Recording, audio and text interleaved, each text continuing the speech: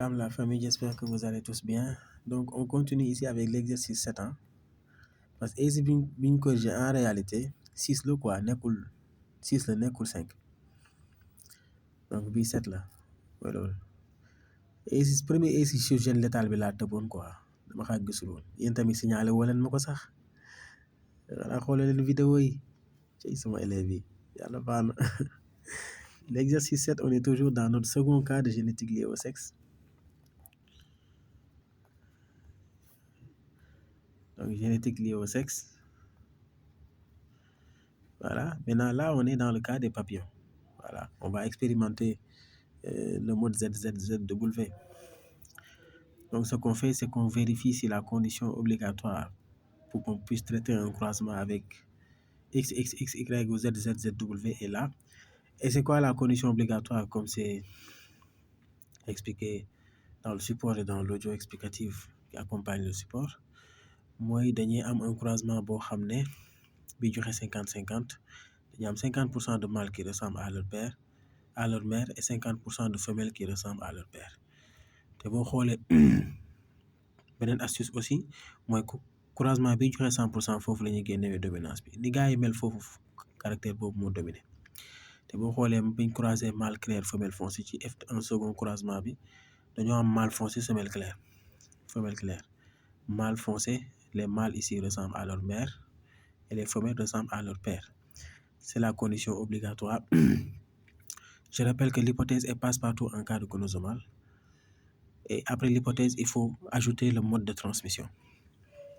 Voilà, on y va dans l'analyse. On a croisé des papillons. Les papillons croisés ne diffèrent que d'un seul caractère. Ici, ce caractère, c'est la couleur de la peau. Deux points, c'est le monohybridisme. On démarre par là. Voilà, premier point de l'analyse, le type d'hybridisme. Deuxième point de l'analyse, moi, ni nga koy waxee en cas de gonosomal comme ni nga ko waxee woon démb ci guddi da nga njëkk a indi F1 bi joxe 100%. nga wax ni la première loi de Mendel est vérifiée après nga ñëw ci F1 bi hétérogène ni malgré que la première loi est vérifiée nga ne 2 points il s'agit d'une exception. noonu la ñuy présenter deuxième point bi tout le temps. Donc voilà, noonu la ñuy formuler deuxième point bi, vous le voyez, dit si la première loi de Mendel est vérifiée ou pas ou s'il s'agit d'une exception. Deuxième point bi, en cas de gonosomal 2 points lay nekk généralement bien sûr.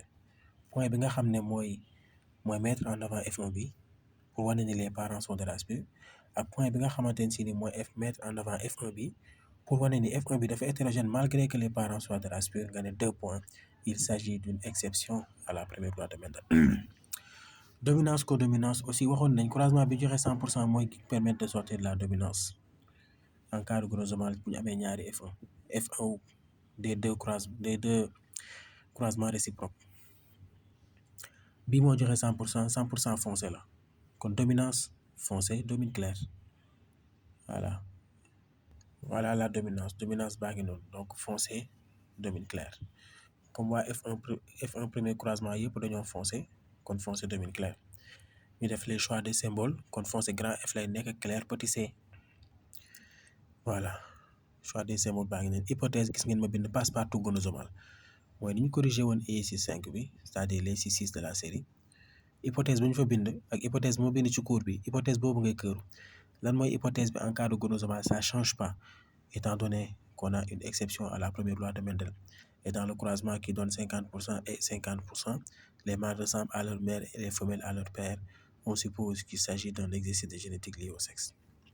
léegi lan moo des ci analyse bi comme on l'a fait hier, le mode de transmission. En cas de gonosomal, il faut préciser le mode de transmission avant d'aller interpréter.